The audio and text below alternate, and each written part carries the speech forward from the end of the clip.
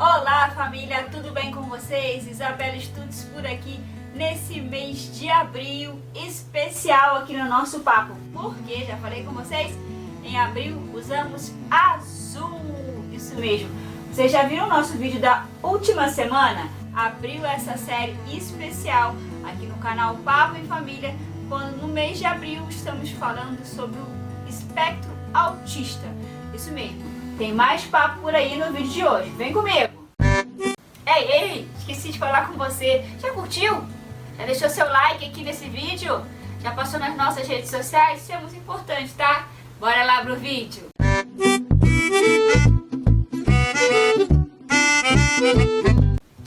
Eu sou Isabela Estudos, mãe, jornalista, mãe do Pedro, mãe do Enzo. Estou aqui para compartilhar ideias com vocês. No último vídeo a gente já deu abertura a esse tema aqui nesse mês de abril no nosso Papo em Família. Falando sobre o TEA, falando sobre o autismo, especialmente com uma mãe.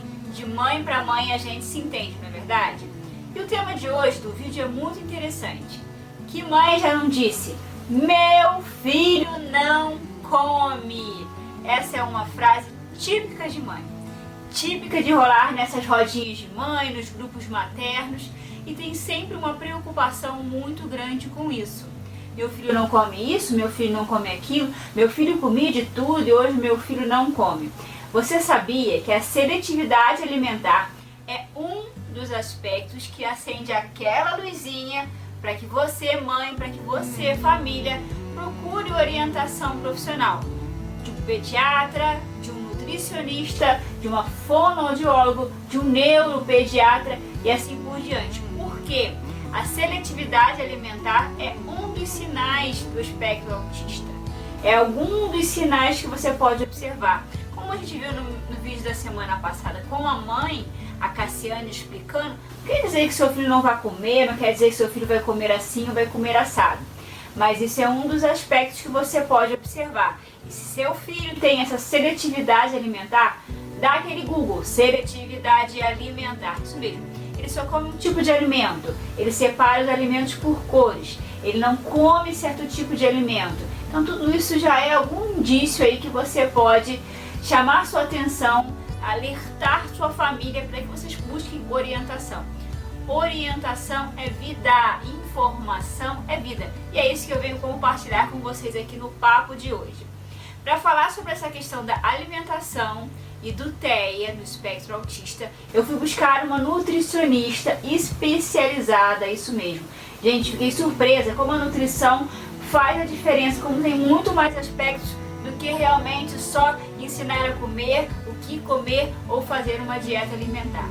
Eu busquei a nutricionista, a doutora Isabel Rodrigues. Ela é especialista em nutrição ortomolecular, com especialização para atender o TEA, que é o espectro autista, o T21, o TDAH, a paralisia e outros aspectos ligados à nossa criança, principalmente a nutrição infantil.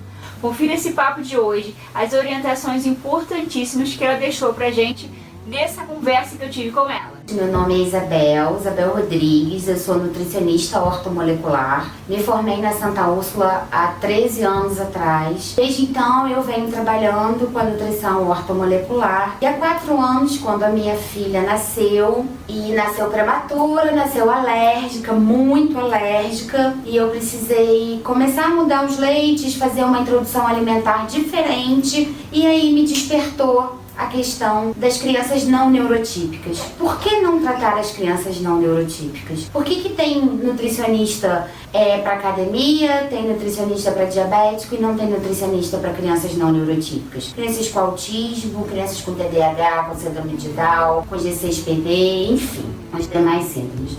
Então eu resolvi buscar qualificação dentro dessas características para ajudar a minha filha. E aí eu acabei ajudando um monte de gente, um monte de criança, fui trabalhar na PAI e vi o quanto é gratificante trabalhar com essas crianças, o quanto a nutrição tem a agregar tanto na questão de seletividade alimentar quanto na questão de compulsão, porque eles vivem nessas duas pontas, assim, e o nosso querer é que a gente consiga chegar no meio termo, né? A gente sabe assim que É difícil chegar nesse meio termo, mas o mais perto possível de tirar eles da compulsão ou tirar da seletividade da recusa alimentar. Então, esse é o meu trabalho, de ajudar as famílias. A gente precisa ter um engajamento das famílias, principalmente.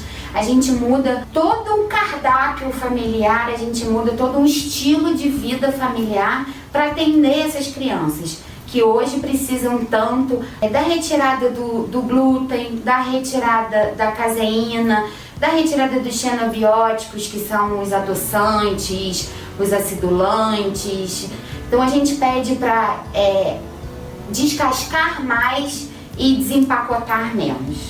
Então a gente tem visto o aumento assustador da quantidade de crianças com autismo. A gente tem o último censo americano, a gente não tem censo brasileiro ainda para nos mostrar isso, mas o último censo americano era 1 para 57 e existe uma projeção que daqui a 15, 20 anos a gente vai ter um autista em cada família.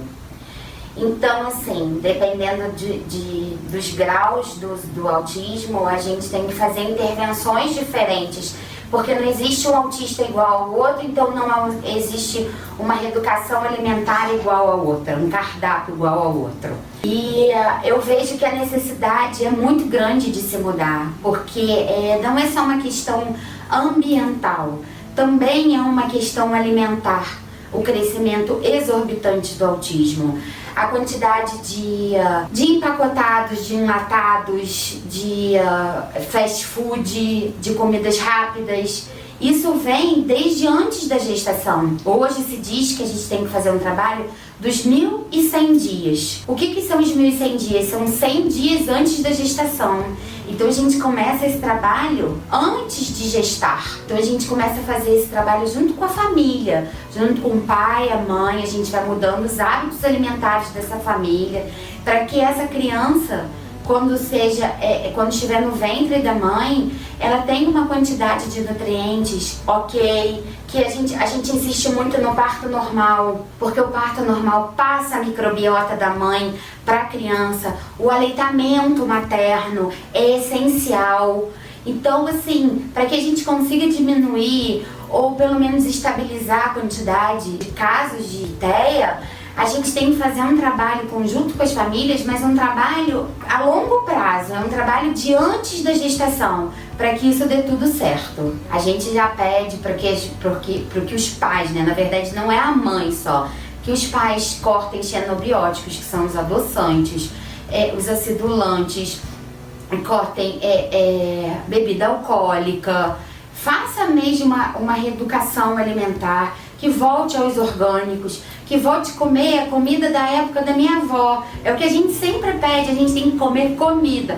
Arroz, feijão, legume, verdura, fruta. É isso. Dietas da moda vão existir sempre, mas essas dietas não garantem a saúde tanto do adulto quanto da criança. Inclusive, menos ainda a saúde do bebê.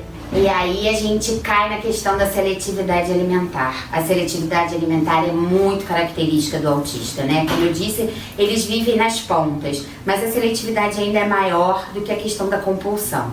E aí a gente, quando a mãe ou o responsável chega no consultório para mim e me fala isso, eu faço uma série de perguntas, a gente tem um inquérito para poder saber como foi a gestação, como foi o parto, como foi o primeiro ano, a introdução alimentar dessa criança, saber como que é o cotidiano da vida dessa criança. E aí eu peço exames de sangue para saber questão de zinco, de fósforo, de magnésio, de uma série de compostos químicos para a gente poder entender como que está funcionando esse organismo. Se esse organismo tem desbiose, que é o desequilíbrio da flora intestinal. E aí sim, a gente vai traçando estratégias junto com a família. Eu tô sempre junto com a família. Eu nunca decido nada sozinha. Eu sempre faço esse trabalho junto com a família. E vou fazendo acompanhamento mensal. Porque algumas crianças a gente faz uma introdução de um alimento e dá certo. Outros não. Então a gente volta e começa tudo novamente. É um trabalho de formiguinha, é um trabalho que demanda tempo. demanda muita paciência, é um trabalho a longo prazo, mas é um trabalho que dá certo. Quando você vê uma criança que não comia nada, como eu já peguei várias crianças que só comiam comida de cor amarela, então comia macarrão, manga e banana, biscoito. Eram as 4 coisas que comia. E você começa a ver a mudança desse paladar com alimentos verdes, comendo feijão. A gente coloca verduras, legumes no feijão. A gente tem algumas táticas para a gente conseguir fazer com que essa criança coma. Quando eu vejo que a criança está com uma carência de zinco, carência de magnésio, de cobre, eu faço uma suplementação, mas tudo que eu faço é baseado nos exames de sangue, no bioquímico da criança. O bioquímico vai me dizer, tá faltando isso, tem excesso disso, e assim a gente vai trabalhando com essa questão da seletividade. Mas eu volto a dizer, é uma coisa que demora, é um processo demorado. Tem que ter muita paciência e muito afinco das famílias para que a coisa dê certo, mas dá certo. A nutrição é fundamental. Eu trabalho hoje ligada a neuropediatra, eu trabalho ligada a TO, eu trabalho ligada a fono, a psicóloga, porque assim, uma andorinha só não faz verão. A gente tem que fazer o trabalho em conjunto, cada um na sua área, mas focando um todo. Então a gente discute os casos, a gente vê qual é a melhor forma, a melhor tática para a gente ir caminhando com essa criança. E a nutrição tem muito a agregar, muito. Conforme a gente vai limpando o organismo dessa criança, desse adolescente, a gente vai vendo as respostas, a melhora do cognitivo, a criança se acalma, a gente consegue ver a criança que começa a balbuciar porque não falava, a criança vai saindo das fraldas, melhora nas terapias. Então a nutrição tem só a agregar, porque não adianta levar o adolescente, a criança, num monte de terapia se você não fizer uma limpeza no organismo. Elas vão ficar tentando e vão ter pouco avanço. E a nutrição tem muito a agregar para eles. A gente não pode criar trauma, porque na refeição tem que ter prazer. Então você não pode ficar come, insistindo em comer. Primeiro, a criança precisa sentir fome, ela precisa sentir vontade de comer. Então deixa a criança sentir fome, eu não estou querendo dizer que ela precisa passar fome, mas deixa a criança te pedir o alimento. Segundo, mesmo que a criança não coma, coloca no prato, mostra a ela, isso aqui é um brócolis, isso aqui é uma cenoura, dá a ela, para ela sentir a textura na mão, deixa ela sentir o que é. Depois você tenta ver se a criança beija o alimento, encosta o alimento na boca. É assim que a gente vai fazendo a criança se familiarizar com o alimento. Porque se você forçar, ela cria uma repulsa. E se ela fizer uma repulsa, ela não come. Então deixa a criança com aquele prato, deixa ela mexer, deixa ela tocar, deixa ela sentir o cheiro. O autista é muito de textura, muito de cheiro. Então deixa ele pôr a mão, faz uns bastõezinhos assim de cenoura, de pepino e dá na mão da criança para a criança ir cheirando. Ela vai passar no rosto, ela vai passar nas mãos, ela vai botar na boca, ela vai sentir o gosto, o cheiro. E assim é a forma que a gente vai introduzindo. Como autista, a gente tem que ter muita prudência, muita. Não adianta a gente querer forçar. Com criança nenhuma a gente deve forçar. Mas com o autista, então, é o tempo dele, é o momento dele. Então, põe a criança na cadeira, põe o prato na frente e deixa a criança mexer no alimento. A questão da alimentação, a gente deve procurar um nutricionista a partir dos 6 meses. Quando a criança deve começar a fazer a introdução alimentar. O nutricionista vai acompanhando essa questão da introdução alimentar na criança. Os pais devem fazer o acompanhamento nutricional 100 dias antes de pensar em engravidar, para a gente já começar a fazer essa organização metabólica do organismo de ambos. E assim, a gente tem que ir acompanhando a introdução alimentar da criança, porque se a gente começar a ver uma recusa alimentar ou uma seletividade alimentar, que são coisas diferentes, a gente já começa a ter condutas diferentes. A gente não deixa fechar um diagnóstico com 2 anos, 3 anos, 4 anos, para a gente começar a atuar. Porque aí já perdeu, já tem uma lacuna. E a gente precisa aproveitar as janelas de oportunidade que o organismo dá. Então, entre 8 meses e 1 ano, o organismo dá janelas de oportunidade para a gente ir fazendo a introdução de alimentos. Então, a gente pode introduzir o peixe, a gente pode introduzir os alimentos mais alergênicos, como a castanha, para ver como que esse organismo vai reagir, para ver se tem uma alergia, um IgG, um IgE, uma questão mediada de alergia. Então, assim, não deixem de começar cedo. Quanto mais cedo vocês estiverem em contato com uma nutricionista e um acompanhamento nutricional, melhor vai ser o desempenho dessa criança. Então, eu vou deixar o meu contato, é 21 99 647 4696, pelo WhatsApp também, pode me mandar mensagem, ou o Instagram, que é Isabel, com Z, _Nutri, _Rodrigues. Obrigada. Um papo rápido, não é mesmo? Passou assim. Quando a gente está recebendo informação, ainda mais quando a gente é mãe e está buscando informação, passa voando. A gente sempre quer saber mais.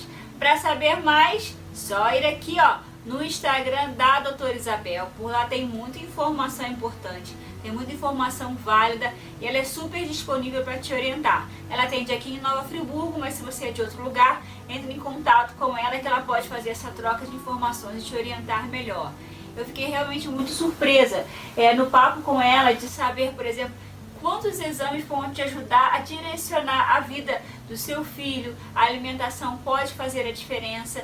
Não é uma linguagem de tira tudo do seu filho, ele não pode comer isso, não pode comer aquilo, mas é buscar um equilíbrio familiar. Porque tanto para uma criança com espectro autista, para uma criança com T21, para uma criança com paralisia, não é só trocar a alimentação da criança, mas é trocar a alimentação de toda a família, porque a nossa alimentação é exemplo para os nossos filhos. Então, que a gente possa fazer essa troca de modo a buscar uma alimentação saudável que possa fazer bem para a criança, para aquele paciente e para toda a família. Isabel, muito obrigada pelas informações. Já digo aqui que quero você de novo aqui no nosso papo com outras dicas sobre nutrição, sobre alimentação infantil, tal, a gente falar sobre introdução alimentar. Muitos assuntos ligados à nutrição podem ajudar na rotina e na vida de todas as famílias, principalmente as famílias atípicas, as famílias que têm mães atípicas e filhos atípicos que precisam dessa orientação diferenciada. A gente busca essa informação para ajudar os nossos filhos, não é mesmo? E informação sempre transforma. Nosso papo de hoje fica por aqui. Eu já te convido a assistir outros vídeos aqui do nosso canal para saber mais informações. Deixe o seu like nesse vídeo, é muito, muito importante para que o vídeo chegue a outras pessoas. Se você conhece alguém que precisa saber sobre esses aspectos da nutrição, manda esse vídeo para ele, isso mesmo. Se você acha que precisa saber mais, acesse o vídeo da semana passada e saiba mais sobre isso também. Na próxima semana tenho mais vídeo aqui no nosso Papo Família, sempre nas quartas-feiras às 20 horas. E tem vídeo também pela TV Real, canal 15 aqui de Nova Friburgo, que eu já agradeço uma vez mais por essa parceria. Venha você também ser parceiro do Papo, curtir aqui e compartilhar suas informações. Se você tem um papo para bater comigo, vem participar, entre em contato comigo pelas redes sociais, que vai ser um prazer ter você aqui no Papo. Beijo grande para todos vocês, até o próximo vídeo. Tchau! Em abril usamos azul.